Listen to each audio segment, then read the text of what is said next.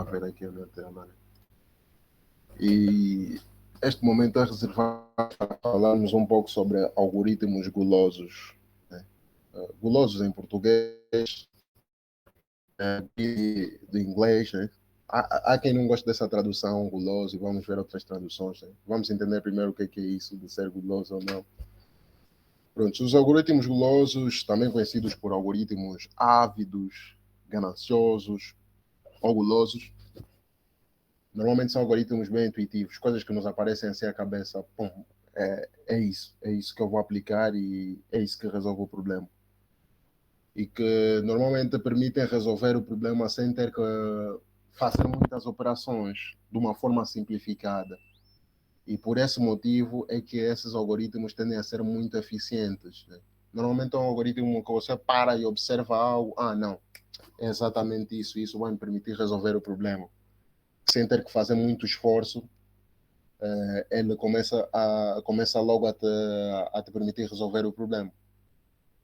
Mas o que faz desses algoritmos gulosos é que eles tendem a fazer a mesma escolha, ou tendem a fazer a melhor escolha local.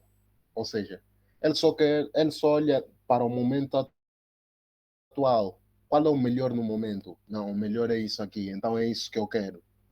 O algoritmo não para ver, não, epa, eu estou a escolher isso agora. Será que o facto de eu escolher isso agora mais tarde pode me fazer mal? Tá vendo? É mesmo alguém ganancioso, só tá fixo no momento e quer tudo o que é melhor no momento, não quer saber das consequências. Então o algoritmo faz exatamente isso. Se fixa no momento e vê qual é o melhor agora. Não é isso. Então escolhe o melhor agora e avança, sem querer saber se lá no futuro terá consequências por causa daquela escolha local ou da melhor escolha local que ele fez anteriormente. E nem sequer olha para trás para saber, não, epa, no passado eu já fiz isso, então se eu voltar a fazer isso, ou ajustar aqui, talvez me dê uma resposta melhor. Não, ele só se foca mesmo no presente. É um algoritmo que tudo o que lhe interessa é o momento atual. Né? Por isso é que é o algoritmo guloso.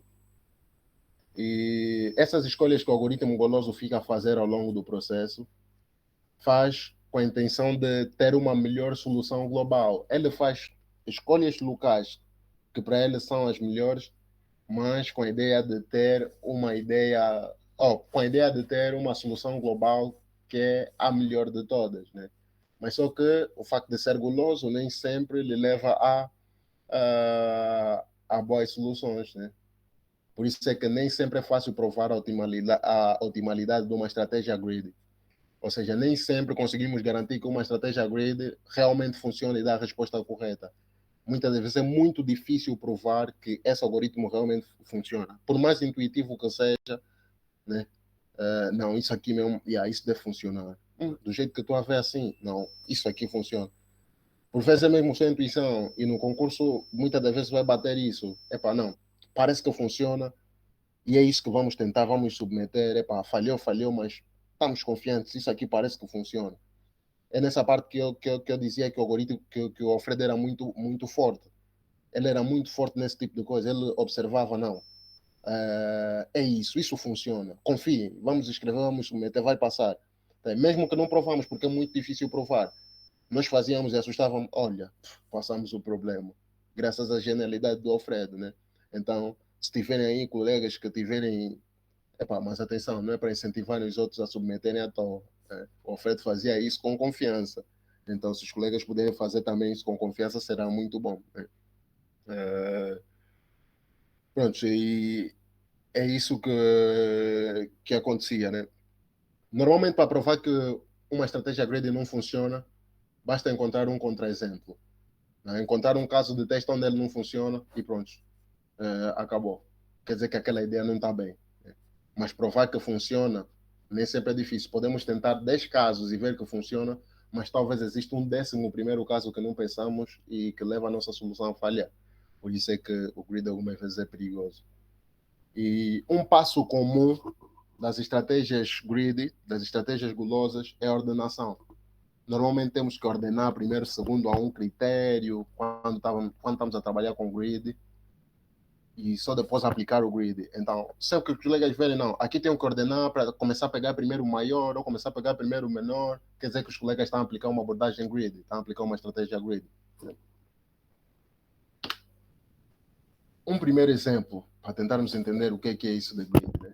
Vamos supor que nos é dado um conjunto de N tarefas.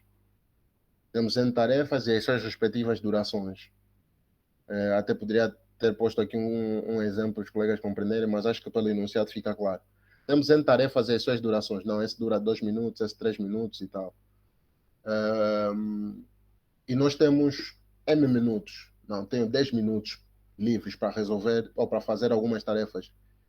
E pretendemos determinar o maior número de tarefas que conseguimos terminar dentro desses 10 minutos, sabendo que cada tarefa tem a sua duração. Tem uma tarefa de 2 minutos, outra de 3, uma de 5. Então, queremos escolher algumas dessas tarefas para fazer, de tal modo que a soma do tempo dessas tarefas não exceda M minutos, porque só temos M minutos livres, né? Que são os nossos 10 minutos aqui, estamos a pensar. Como é que tu vais escolher as tarefas, né? Como é que tu vais escolher as tarefas para realizar o maior número de tarefas possíveis? Uma possível solução seria tentar todas as alternativas. Não, vou pegar esse grupo de tarefas e vou tentar fazer e ver se dá 10 minutos. Ou se dá 10 ou menos minutos. Pegar mais esse grupo, tentar fazer isso e ver se dá 10 ou menos minutos.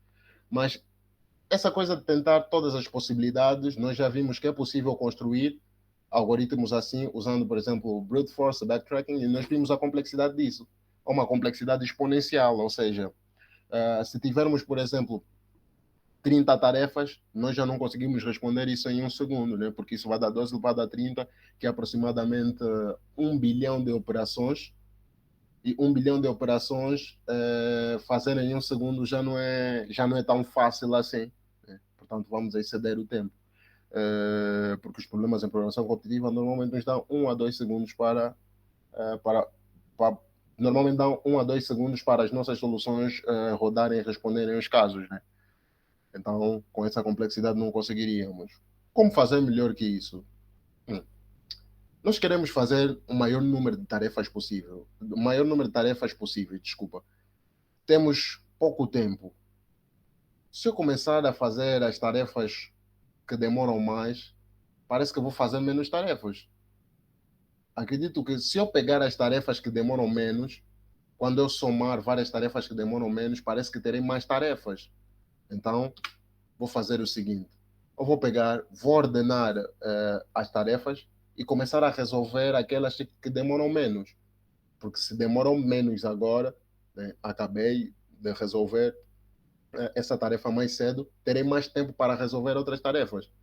Então, uma abordagem greedy, uma abordagem gulosa, é gulosa por esse motivo. Ele só quer o melhor do momento. Como quer o melhor do momento, então, o que é que vai fazer? Vai ordenar, desculpa, e vai pegar das tarefas com menos duração as que têm mais duração, né? E essa solução funciona, funciona. Tem como provarmos que funciona, poderíamos até ir no desenho, mas acho que é muito intuitivo e os colegas conseguem perceber também que funciona. Não sei se está claro para vocês que funciona. Tipo, pegar a menor tarefa primeiro, pegar primeiro as menores tarefas ou as tarefas em ordem crescente de duração, dá-nos a solução correta. Os colegas conseguem perceber que isso funciona. Porque se pegarmos primeiro as maiores, não tem como. Vamos falhar. Porque vamos fazer menos tarefa, vai nos consumir mais tempo. Mas se pegarmos primeiro as menores, há grande probabilidade de conseguirmos fazer mais tarefas. Será que isso está claro para os colegas ou nem com isso? Confirmem, por favor, para não termos que gastar tempo com isso. Porque do jeito que dissemos, o grid normalmente é muito intuitivo, né? Pronto, os colegas não dizem nada, então acredito que está claro porque é que isso funciona. Está claro, pegar as mais pequenas para depois e para as maiores. É isso. Sim, sim, sim. É isso. É isso, Teodora. E a complexidade é n log n porque temos que ordenar as tarefas. e ordenar, nós vimos que algoritmos comparativos, os melhores algoritmos comparativos ordenam o array em complexidade n log n. Então, n log n para ordenar as tarefas e depois é só percorrer as tarefas, enquanto ainda tivermos tempo, ir resolvendo do menor tempo ao maior. Prontos, esse é o primeiro exemplo. E vamos ver um segundo exemplo, por exemplo, que é... Segundo exemplo, por exemplo, desculpem por isso. Vamos ver um segundo exemplo, que é o problema do troco, né? Acho que é um problema comum e que acho que todo mundo já resolveu isso na escola. Normalmente nos dão para resolver isso no primeiro ano, algo assim. Vamos supor, temos um input, que é um conjunto de valores de moedas e uma quantidade de capa que pretendemos criar, né? Com as moedas. E nós queremos o menor número de moedas que fazem aquela quantia capa, sabendo que podemos repetir moedas e que temos moedas infinitas de cada tipo disponível. A ideia é a seguinte: vamos supor que temos esse conjunto de moedas, né? Tipo, no Kwanza temos moedas de quê? Temos moedas de um Kwanza, temos um Kwanza, acho, temos cinco Kwanzas, 10, yeah, e por aí em diante. Mas vamos supor que temos um conjunto de moedas assim: 1, 2, 5, 10, 20, 50, 100, 200, né? Infinitos de cada tipo. E vamos supor que queremos escrever 42, até por acaso não meti o 42 aqui, mas era para meter. Vamos supor que o capa é 42, né? Vou ter que editar isso. O capa é 42, queremos escrever 42. Para escrever 42, pronto. É simples, pegamos duas moedas de 20, uma moeda de 2 e está resolvido. Conseguimos escrever o 42, né? E garantidamente é a menor quantidade de moedas possíveis. No caso, 3 moedas é a menor quantidade de moedas possíveis para conseguirmos escrever 42, né? Vamos então tentar ver mais outros casos. Usando uma abordagem grid que em cada passo escolher a maior moeda que não faz passar da quantia, né, que não faz passar da quantia capa. Por exemplo, quando estávamos a escolher o 42, para o 42, vimos que todos que estão aqui, 50, 100, 200, todos eles são maior que 42, então não dava, temos que escolher 20. Né? Escolhemos o 20 e parece que está bem, porque é a maior moeda que podemos escolher. Parece que faz sentido escolher sempre a maior moeda, né? Escolhemos 20. No 42 havíamos ficado com 32. Escolhemos, desculpa, havíamos ficado com 22, né? Depois voltamos a escolher 20, né? Voltamos a escolher 20, nesse exemplo aqui, ficamos com 2 e temos uma moeda de 2, prontos. Deu exatamente 42. E a melhor forma para fazer isso? Não tem outra forma que usa menos moedas. Para esse exemplo, por exemplo, de novo, tudo bem. Para esse exemplo, onde k é igual a 35, escolhemos 20, depois escolhemos 10 e escolhemos 5. 3 moedas também. O problema fica resolvido, está tudo bem. Parece que escolher a melhor moeda é a melhor opção. Escolher a maior moeda que ainda cabe na quantidade que pretendemos resolver é a melhor opção. Então, essa é uma abordagem gulosa, de escolher sempre a maior moeda.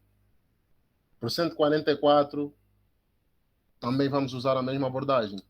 200 não cabe, mas 100 ainda cabe. Então, escolhe o 100, 100 menos 40, 144 menos 100 fica 44, e 44, pronto, 50 não cabe, nem o próprio 100, mas 20 ainda cabe. Escolhe o 20. Tiro e vai ficar 24. Escolhe o mais 20. Ok, está tudo bem até o momento. Restam 4. Duas moedas de 2 e fecham a quantidade que é 144. 5 moedas e garantidamente é a melhor forma para resolver isso.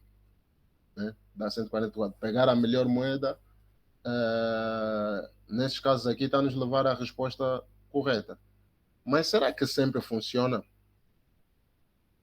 Né? Vê, testamos 3 casos. Testamos do 42, testamos do 35, testamos do 144 e parece que funciona. Mas será que funciona sempre? É isso que muitas das vezes é difícil provar numa abordagem ou numa estratégia. que funciona sempre, ou seja, que essa estratégia que estamos a usar é ótima. Do jeito que estamos a olhar, isso aqui dá resultados corretos, mas só que dá resultados corretos para alguns casos e não para todos. Vamos aqui ver alguns contra-exemplos, né? Onde é que ele falha? Vamos supor que temos esse conjunto de moedas aqui: 1, 2, 5, 10, 20, 25, e queremos escrever 40. Pronto, usando a nossa abordagem grid, é primeiro pegar a maior moeda, né? Pegamos a maior moeda, que é a de 25, e depois do próximo passo, restamos com quanto? Restamos com 15, temos que pegar essa moeda de 10, restamos com 5, e pegamos essa moeda de 5, e está resolvido o nosso problema. 3 moedas. Mas só que é possível com 2 moedas. Se não pegássemos a maior e pegássemos 2 de 20, o problema ficaria resolvido. Ou seja, com menos número de moedas conseguiríamos resolver o problema. Quer dizer que essa abordagem que estamos a usar, de pegar sempre a maior moeda que ainda que é menor ou igual à quantidade que temos, nem sempre dá a resposta correta. E é aquilo que falamos no início: garantir a optimalidade de uma estratégia grid é muito difícil. Basta um único contra-exemplo para conseguirmos quebrar a abordagem grid, né, a estratégia grid que estamos a usar. Isso, até aqui, com esse exemplo, já seria suficiente para dizer que não, essa estratégia que estamos a usar não vai funcionar. E não funciona mesmo. Porque do jeito que criamos esse contra-exemplo, podemos criar tantos outros. Um outro contra-exemplo é esse que está aqui. Se o conjunto da moeda for 1, 100 e 25, tentamos escrever 40 de novo, vamos ver que pegaríamos primeiro 25, depois 10, e com isso temos que pegar 5 vezes 1 para podermos fechar. Daria um total de 7 moedas. Tudo isso porque escolhemos primeiro 25. Mas só que é possível escrever com 4 moedas. Se entregares 4 moedas de 10, resolve o problema. Resolve o problema com 4 moedas de 10. Então, o grid algumas vezes é perigoso, porque parece que funciona mesmo. Para alguns casos, e os problem setters, né, que são os indivíduos que elaboram os problemas, normalmente fazem de propósito. Vão meter um caso de teste ali que vai te dar a impressão que funciona. Toda vez, vão te dar, por exemplo, esses casos de teste aqui. Esse conjunto de moeda e 35, esse conjunto de moeda e 144, esse conjunto e o 42. Pronto, você vai construir já a tua solução muito bem. E o que é que vais fazer? Vais submeter. Quando submeteres, wrong answer. Uhum. Mas eu testei com os casos de teste que eles meteram aí e funcionou. O que é que está a se passar aqui, na verdade? Eles não te mostraram esses casos aqui onde a tua solução pode falhar. Porque é propositado, é para você falhar. Aí também tem, a ideia ganha quem é atento, ganha quem é vivo. Está a treinar também essa parte dos indivíduos. Então temos que estar atento a essas coisas, né? Porque isso aqui, um caso dessa natureza, eles poderiam não meter nos samples, né? Nos casos de teste de exemplo que tem ali. Yeah. E ter apenas lá no servidor para testar a tua solução. Você todo confiante submete e como resposta tens wrong answer. Prontos. Um próximo problema, interval scheduling, né? Que é o problema do planeamento de intervalos. Tal como disse, aqui vamos ver muitos exemplos. A ideia não é provar muita coisa, porque o grid, diferente das outras coisas que nós vimos, não é uma técnica como tal, é uma ideia, né? Pelo conceito, acho que os colegas conseguiram compreender isso, que grid é uma ideia, a ideia de algoritmos gulosos, pegar o melhor em cada momento, e não é uma técnica específica que se aplica, não, é apenas uma ideia. Por isso é que vamos ver muitos exemplos e será isso.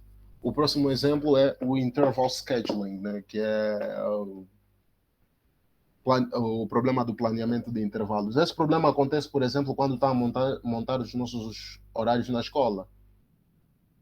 Quando está a montar assim os nossos horários na escola, acontecem coisas dessa natureza, né? Queremos agendar aulas em algumas salas, de tal modo que não caiam 2 aulas na mesma sala, no mesmo horário, por exemplo. Às 14, tipo das 14 em ponto às 15 em ponto, só pode estar mesmo, só podemos ter uma única aula nessa sala, não podemos ter duas. Então tentar agendar as aulas nas diversas salas que temos, de tal modo que não exista nenhuma, não existam aulas sobrepostas na mesma sala, né? E o problema é esse. Tipo, dado um conjunto de N atividades, cada um com uma hora de início, né, e uma hora de fim. A hora de início é S e o tempo de fim, né, a hora de fim é V. Nós queremos dar como resposta ao maior subconjunto de atividades que não tenham sobreposições. Né? E disse que dois intervalos I e J têm uma sobreposição se existe um K no qual ambos estão ativos. Por exemplo, isso daqui que eu estou a apontar e este daqui estão sobrepostos exatamente nesse período aqui. Né? Para esse conjunto, que é esse que está aqui, né? 5 atividades, um começa de 1 vai até 7, outro de 2 a 5, depois de 4 a 6, de 4 a 9, de 5 a 10. É exatamente esse exemplo que está aqui. E a melhor forma aqui que nós, o maior número de atividades que conseguimos agendar que não tem subposições são exatamente duas atividades, esta aqui e esta aqui. Se repararem, essas não têm sobreposições. Essa última parte do fim não interessa, porque aqui terminou uma e começou outra. Essas duas não têm sobreposições. Se tentarmos fazer de outra forma, vamos ver que vamos ter sobreposições. Então, o melhor número que conseguimos agendar são exatamente duas tarefas com essas atividades que estão aqui. E, portanto, para fazer isso, os colegas podem começar agora a dar alguns palpites. Não, se eu quero agendar o máximo de tarefas, talvez se eu pegar na tarefa que inicia mais cedo, se eu começar a pegar nas tarefas que iniciam mais cedo primeiro, vou ter uma resposta correta. Pronto. Será que vai dar uma resposta correta? Vamos ver. Se pegares na tarefa que inicia mais cedo, né? Se fosse esse o caso de teste, irias pegar uma única tarefa, que é exatamente essa tarefa, porque ela é a primeira que inicia. Né? Ao pegar ela, já não consegues pegar as outras, porque todas as outras vão estar sobrepostas com ela. Portanto, a resposta seria 1 em vez de 3. Porque tens como pegar 3 tarefas. Uma dessas 3 se sobrepõe. É só não pegar essa daqui, que essas daqui tá tudo bem. Podes pegar as 3 e pronto. Consegues agendar 3 tarefas. Mas se você começar a pegar pela que inicia mais cedo, então estragas tudo. Esse contra-exemplo prova isso. Mas parece ser interessante, né? Em algumas situações, podemos criar, por exemplo, alguns casos de teste onde o início mais cedo faz sentido. Tu pegas o início mais cedo e vais ver que não. Parece que o início mais cedo faz sentido, mas só que existe um contra-exemplo para essa abordagem. E mais tarde podemos pensar, não, talvez se eu pegar nas tarefas mais pequenas, né, vou conseguir agendar mais tarefas. Não foi assim que pensamos naquele primeiro caso, né? Não, se eu tenho um tempo livre M e quero agendar algumas tarefas, se eu pegar nas tarefas mais pequenas, então vou conseguir a melhor resposta, né? Começar primeiro nas mais pequenas. E vamos ver um caso onde isso falha. Tá aqui um contra-exemplo. Naquele problema fazia sentido, porque aquele problema é diferente desse, não sei se estão a reparar. Aquela aí queríamos realizar várias tarefas, tínhamos um tempo, e ali não nos diziam como é que estão as tarefas. Não, essa tarefa é de X hora até X hora. Não nos diziam isso. Desculpa, só nos davam a duração das tarefas. Naquele caso, faz sentido resolver daquele jeito, mas nesse caso não faz sentido. Por quê? Se estamos, vamos pensar, não, vou escolher primeiro as menores tarefas. Então, escolherias essa daqui.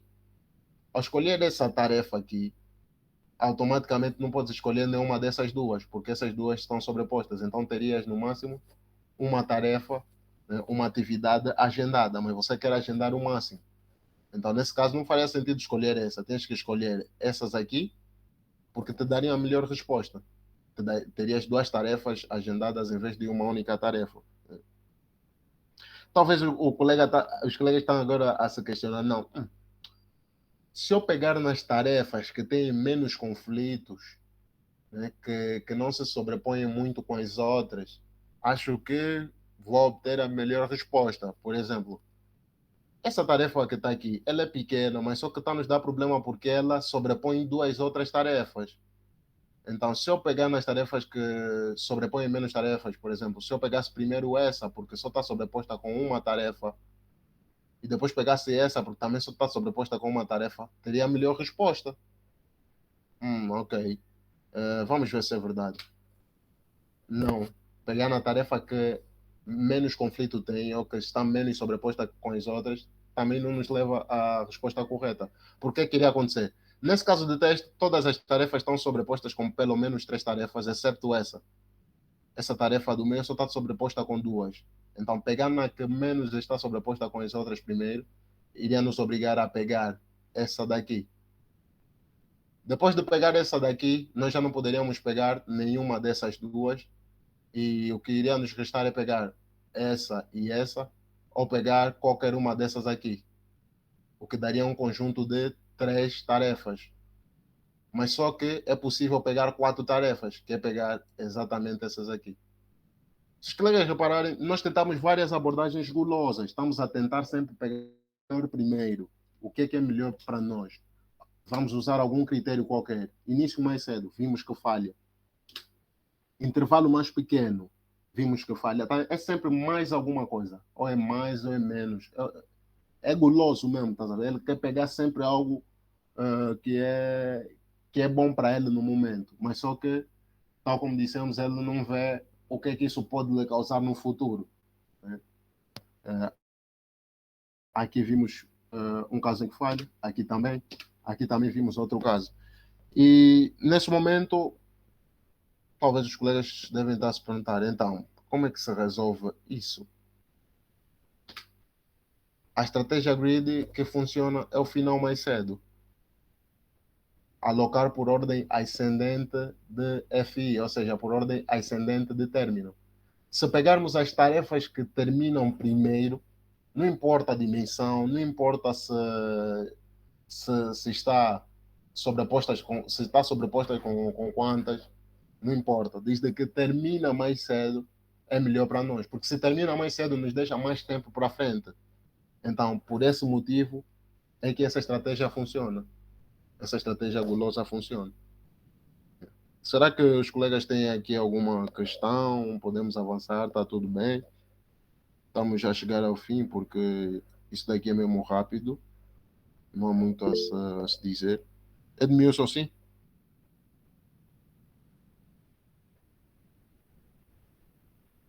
Podes dizer, Edmilson.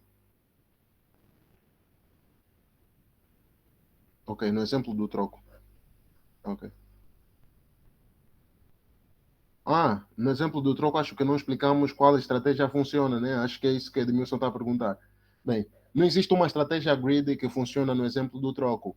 Nós vamos rever o exemplo do troco na quarta-feira e vamos ver que é possível resolver com uma outra abordagem. Tu sabes a do backtracking. Desta do backtracking, ok. Pronto, é possível resolver com backtracking, que a complexidade fica 2 elevado a n. Se tiveres um conjunto ali enorme de moedas, então terás um algoritmo exponencial e nós já vimos que exponencial não é muito bom. Mas vamos ver como resolver esse problema do troco usando uma outra abordagem, porque a abordagem grid não funciona, vimos ali. Não existe uma abordagem grid que resolva aquele problema. Mas nós, quarta-feira, vamos aprender uma técnica de como resolver aquilo, não usando o algoritmo grid, mas usando algo que se chama por programação dinâmica. Ok. Parece que tem muitos colegas a questionar, eu não estava atento ao chat. Ok. Deixem-me então abrir aqui. Se puderem sempre me dizer qualquer coisa por áudio, melhor, porque eu não. Uma abordagem, uma abordagem seria usar backtracking. Assim, descartaríamos soluções repetidas.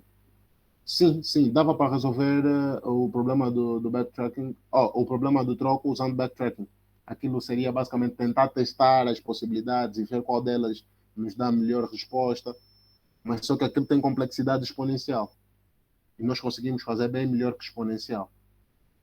E vamos ver uma técnica para fazer isso quarta-feira, que é usando programação dinâmica. Não sei se ficou claro. Ok. Teodora, não entendi como alocar por ordem ascendente resolve o problema. Ok, alocar por ordem ascendente. Ok, alocar por ordem ascendente do final, né? Vamos ver o que é que acontece. Vou pegar em todos os exemplos que estão aqui e vamos ver. Escolher sempre aquele que termina mais cedo é o melhor. É o que aquela solução diz. Vamos ver nesse exemplo. Aqui, se escolhêssemos o que termina mais cedo, qual é o que termina mais cedo? Exatamente esse daqui. Esse daqui termina mais cedo. Nenhum termina antes disso daqui. É só ele. Então, escolhemos ele. Todos os outros que ficam sobrepostos com ele automaticamente podem desaparecer. Esse e esse estão sobrepostos com ele, não podem ser mais escolhidos porque já está. Então, só nos resta este. Então, nos daria a melhor resposta que é 2. Para esse caso daqui, escolher o que termina mais cedo. Qual termina mais cedo? Este daqui. Quem está sobreposto com ele? Este daqui. Então, este daqui desapareceria. Ao chegar aqui, ok, este daqui também é o próximo que termina mais cedo. Tem mais alguém que está sobreposto com ele? Não, porque esse daqui já desapareceu. 2 tarefas. O próximo, esse daqui, 3. Então, conseguiríamos essa resposta. Usando aquela abordagem de quem termina mais cedo. Aqui aconteceria a mesma coisa. Quem termina mais cedo? Este daqui. Se escolhermos esse que termina mais cedo, né, estamos a escolher por ordem ascendente, né, ordem crescente de finalização. Primeiro os que terminam mais cedo e depois os que terminam mais tarde. Escolhemos esse daqui e fica resolvido. Escolhemos esse daqui e automaticamente não podemos escolher esse daqui. Mas podemos escolher esse daqui. Então, escolhemos esses dois. Resolvemos. Mesma coisa aqui. Quem termina mais cedo, primeiro é este daqui. Ele é que termina mais cedo, que é o final mais cedo. Já não podemos escolher nenhum desses aqui, porque estão sobrepostos com esse aqui. Próximo que termina mais cedo, qual é? É este daqui. Né? Porque nenhum termina mais cedo que esse daqui, para além desse daqui. E esses que já foram eliminados. Escolhemos esse daqui. Ao escolher esse daqui, já não podemos escolher esse daqui. Mesma coisa, próximo que termina mais cedo, este aqui. Escolhemos este daqui. Não podemos escolher mais esses daqui. E só nos resta esse daqui, ficamos com 4. Não existe nenhum contra-exemplo para esse caso de teste. Mas agora fica assim a pergunta: não existe nenhum contra-exemplo. Será que o colega gerou todos os exemplos do mundo para dizer que não existe? Não, não gerei todos os exemplos, até porque nem tem como fazer isso. E essa é aquela parte que eu disse: provar um grid é difícil. É difícil exatamente por esse motivo. Aqui tentamos vários exemplos e falhou, mas será que não existe? A resposta é a seguinte: até o momento não foi construído um exemplo que quebra isso, que quebra essa estratégia, essa nossa estratégia aqui, desculpa, do final mais cedo. Por esse motivo é que esse grid funciona. Né? E intuitivamente nos leva a perceber que não. Se eu escolho as tarefas que terminam mais cedo, então fico com mais tempo para frente. Né? Se fico com mais tempo para frente, então possivelmente tenho a possibilidade de realizar mais tarefas.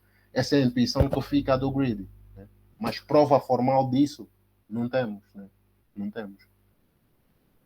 Porque provar o grid é difícil e é isso que eu disse no início. Porque aqui vimos vários exemplos, mas nenhum deles quebrou essa ideia de final mais cedo. Mas só isso é suficiente? Ponto de interrogação. Não existe nenhum contra-exemplo que quebra isso. Até o momento, não se conhece um contra-exemplo para essa abordagem.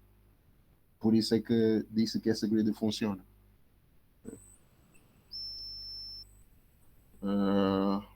Pronto.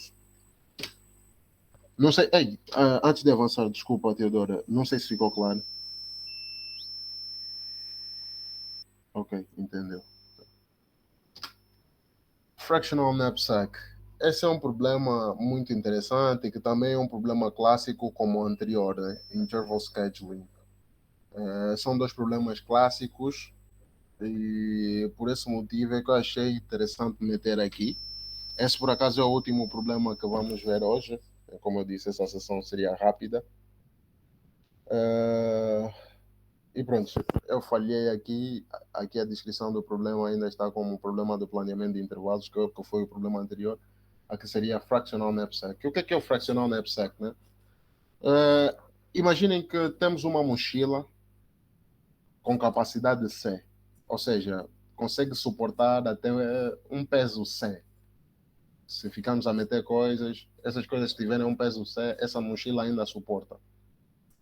E temos um conjunto de N materiais, cada um com um peso WI e um valor WI, né? São N materiais, estão indexados, pode ser de 1 a N, e cada um desses tem um peso qualquer e um valor qualquer.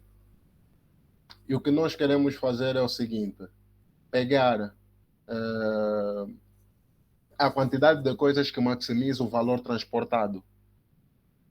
Não importa como nós vamos pegar, mas nós queremos pegar certas coisas que ao meter na mochila o valor seja o maior possível, mas temos a condição que o peso das coisas que vamos meter, somando o peso das coisas que vamos meter, não pode exceder a capacidade da mochila, porque é lógico, né? A capacidade só suporta até uma capacidade C. Ou seja, desculpa, a mochila só suporta até uma capacidade C. Então não podemos exceder C. Tem que ser menor ou igual a C. Mas queremos que no fim temos o maior valor possível. E tem uma observação interessante que por acaso é a observação que permite resolver o problema, né? Que dizem que os materiais podem ser partidos em pedaços mais pequenos. Podem imaginar que estamos a levar, por exemplo, areia, estamos a levar cimento, qualquer coisa assim que é fácil separar e pegar apenas uma parte e deixar a outra parte, né? Podemos levar uma percentagem, nós se tivermos 100 quilos de cimento, e esses 100 quilos de cimento equivalem, por exemplo, a 900 mil, nós queremos pegar apenas 50%. É possível pegar apenas 50% disso. E pegando 50%, estamos a pegar apenas 50 quilos e o valor desses 50 quilos fica 450 mil, né? Porque o total era 900 mil, se é a metade, então 450 mil e o peso é exatamente 50 quilos, que também é a metade. Então podemos sempre pegar uma parte apenas. É o que dizem aqui com esse X e não sei o que, é para representar isso. E as condições que pretendem respeitar são exatamente essas que eu acabei de listar aqui, que o peso das coisas que vamos meter não podem exceder a capacidade da mochila e queremos o maior valor possível, né? Somando o valor de tudo que metemos, tem que nos dar o maior valor possível. E aqui podemos começar a pensar nas abordagens gulosas. Epá, eu quero levar mais coisas. A princípio, não. Eu quero o maior valor. Possivelmente, se eu pegar e escolher as coisas que pesam menos primeiro, o que é que vai acontecer? Vou ter a capacidade de meter mais coisas, né? Se eu escolher as que pesam menos, tenho a capacidade de meter mais coisas na mochila, então possivelmente uh, o maior valor eu obtenho dali. Vamos ver se essa abordagem funciona ou não, né?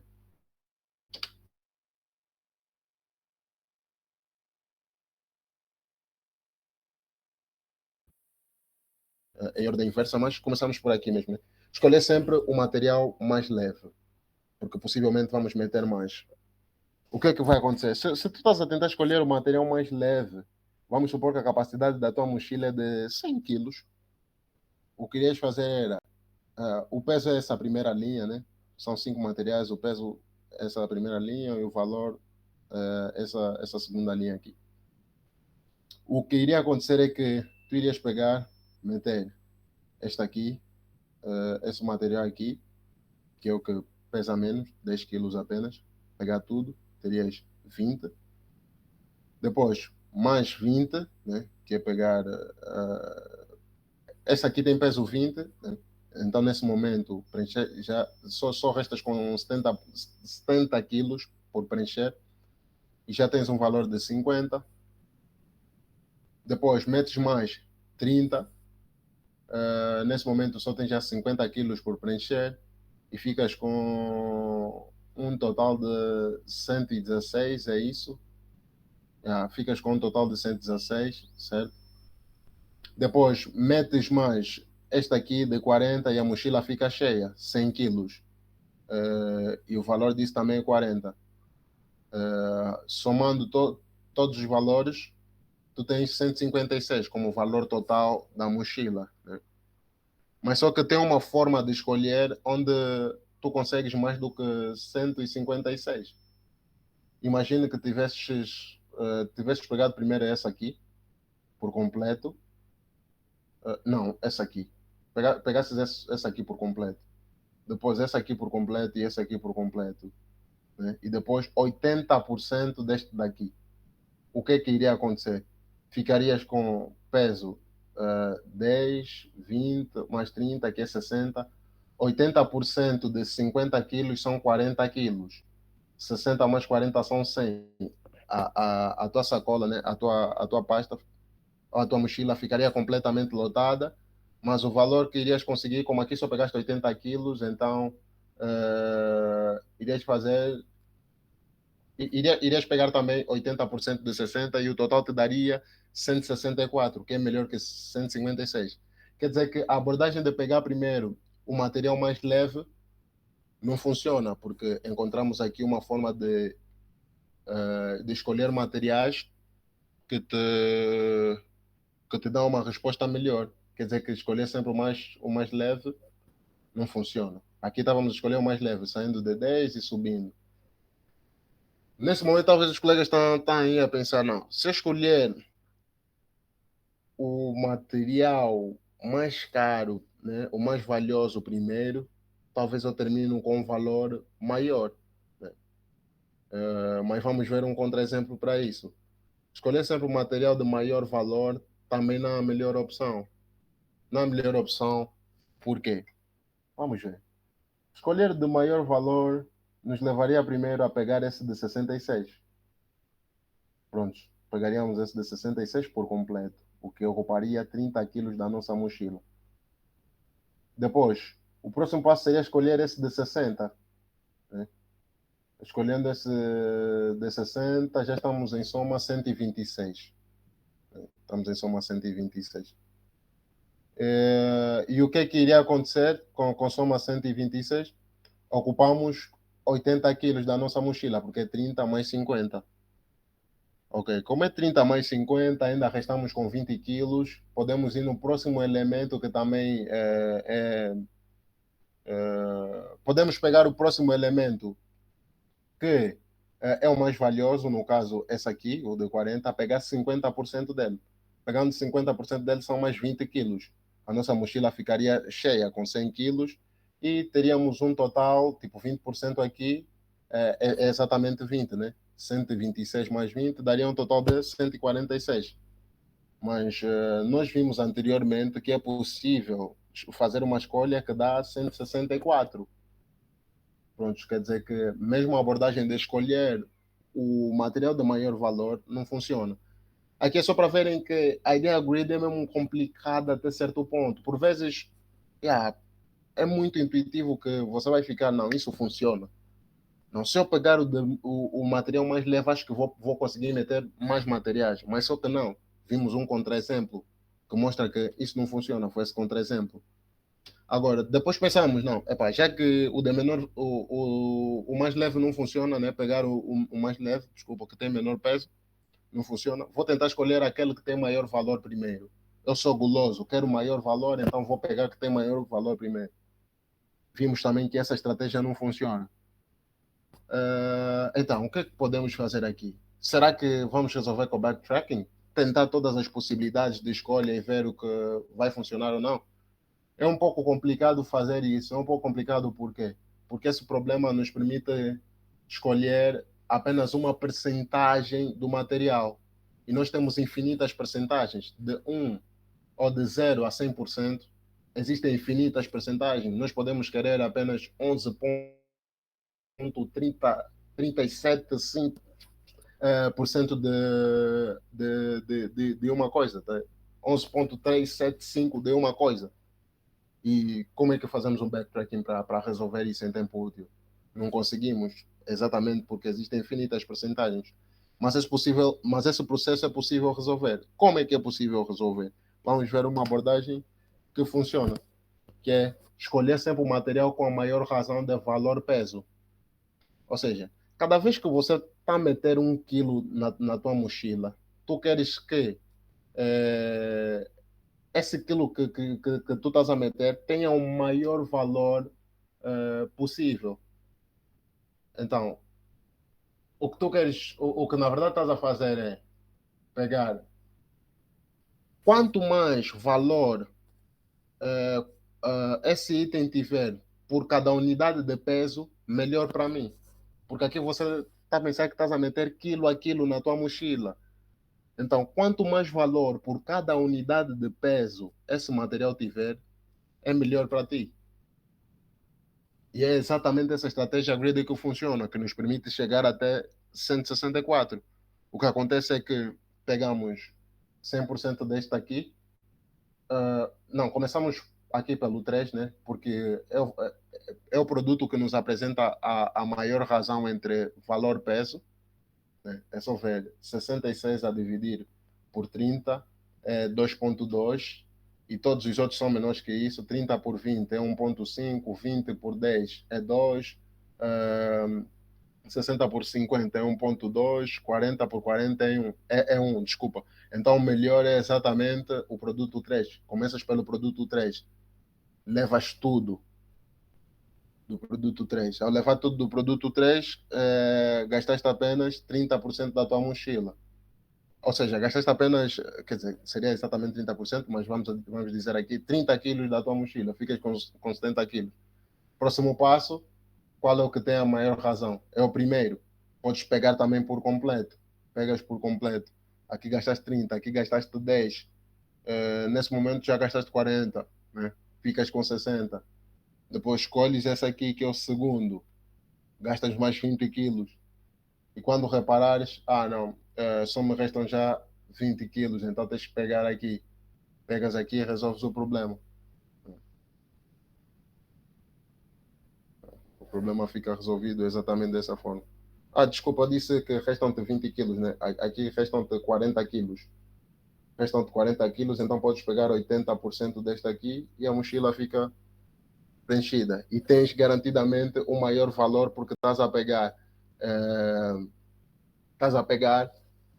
os elementos que têm mais valor por peso. Estás a analisar a razão e não as coisas de forma separada. O que estava a acontecer aqui nessas abordagens é que estavas a analisar as coisas separadas. Estavas a analisar só o valor nessa primeira abordagem, né? Pegar sempre o material de maior valor, e aqui estavas a analisar só o peso. Não, se eu pegasse o valor de. Oh, pegar os materiais que têm menor peso, então vai me dar a melhor resposta. Mas só que não. Vimos que combinar as duas coisas, né? Olhar para a razão, algumas vezes é interessante. E nesse caso, a razão, valor, peso, nos permite fazer a melhor escolha. E esse é o grid que resolve esse problema. E pronto, sobre algoritmos gulosos é isso. Não sei se os colegas têm questões.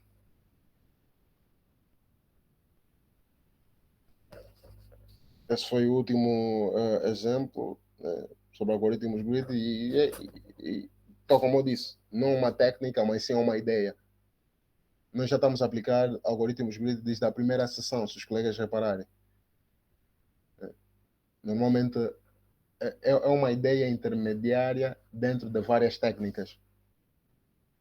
Quando estávamos a falar de dois ponteiros, na última sessão falamos de dois ponteiros, vimos que na verdade estávamos a usar uma abordagem gulosa para introduzir elementos, remover elementos.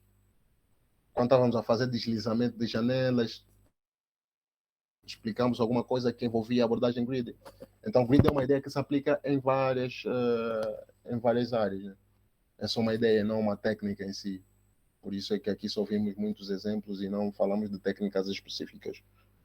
Eu não sei se está tudo claro para os colegas. Tem alguma questão? Esse é o momento.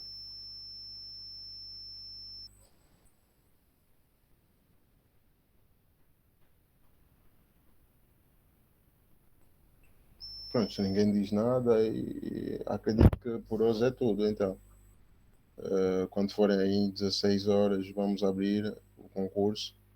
Vamos abrir dois concursos, porque hoje falamos de num problema, como saberemos que técnica usar. É uma questão de experiência, colega Justino. É uma questão de experiência. A ideia é resolver muitos problemas para chegar ao ponto de conseguir identificar o que é que deves aplicar. Por exemplo, os colegas só sabem que não, isso é uma equação de segundo grau porque conseguem olhar para as funções que constituem cada lado da desigualdade ou da igualdade que têm e determinar que não, isso é uma equação de segundo grau. Conseguem ver características, né, que vos remetam a uma equação de segundo grau. Isso por causa da experiência. Então, aqui em programação competitiva é exatamente a mesma coisa. Para saber que não, esse problema aqui é para ser resolvido usando o crivo de Eratóstenes, é porque os colegas estão a ver características ali que permitem aplicar o crivo de Eratóstenes. Não, esse problema eu estou a tentar aqui, estou a pensar numa abordagem grid, mas o grid vai falhar. Não posso usar com grid. Aqui força bruta passa, nesse tempo passa. Uhum. Então vou tentar força bruta. É uma questão de experiência. Os colegas têm que resolver muitos problemas, é o único segredo. Não existe uma receita mágica para, para determinar se um problema é de que categoria, principalmente aqui em grid, se um problema é possível resolver com uma abordagem grid ou não, não existe uma técnica específica para isso. A única coisa é a experiência.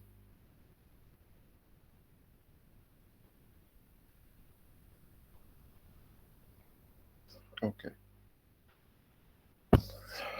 Pronto. Mais questões, colegas?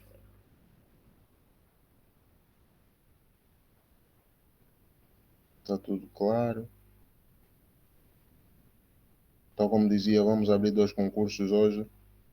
O concurso de matemática e o concurso de grid. Concurso de grid, pronto, os colegas não têm resolvido os exercícios, então isso também nos desmotiva um pouco. Tanto mais que metemos um número muito reduzido de problemas de grid no concurso, por esse motivo. Não faz sentido estar a meter muitos problemas aí para os colegas, nos matarmos a procurar problemas interessantes para meter ali, se os colegas não estão a resolver. Então, fizemos um concurso pequeno, de 9 ou 10 exercícios no máximo. Os outros foram bem maiores, 20 e tal exercícios, mas dessa vez metemos um número muito reduzido, porque não estão a resolver, não adianta meter muitos. Estávamos para meter muito menos ainda, né? Epa, eu dei a ideia ao Alfredo para metermos 5. O Alfredo disse: não, também é demais 5. Tudo bem que não está a resolver, mas vamos meter mais. E foi ali que, graças ao Alfredo, metemos mais, porque para mim 5 seriam suficientes para os colegas, porque não estão a resolver. Isso desmotiva. Mas pronto, sem lamentações aqui, como o Rei Loi, tá tudo bem e vamos seguir. Dias como terça, quinta, é para ficarmos a resolver exercícios, colegas. Caso tenham dúvidas, podem sempre chatear, podem dizer qualquer coisa. Podemos fazer sessões extras. No início dissemos isso, que terça e quinta-feira, por exemplo, sábado, era suposto fazer uma sessão extra para explicar um problema ou outro que os colegas não estão a perceber. Mas só que os colegas também não estão a chatear. Não sei se estão a tentar resolver os exercícios, não estão a conseguir, mas mesmo assim estão a ficar calados. E aproveitem, essa é a última semana que estamos aqui juntos. A partir da próxima, já não estaremos aqui para partilharmos ideias com os colegas. Tiramos 2 semanas para ficarmos aqui a ver problemas com os colegas, dar essa oportunidade, não só aos colegas, mas a nós também, de aprendermos todos juntos. Mas só que parece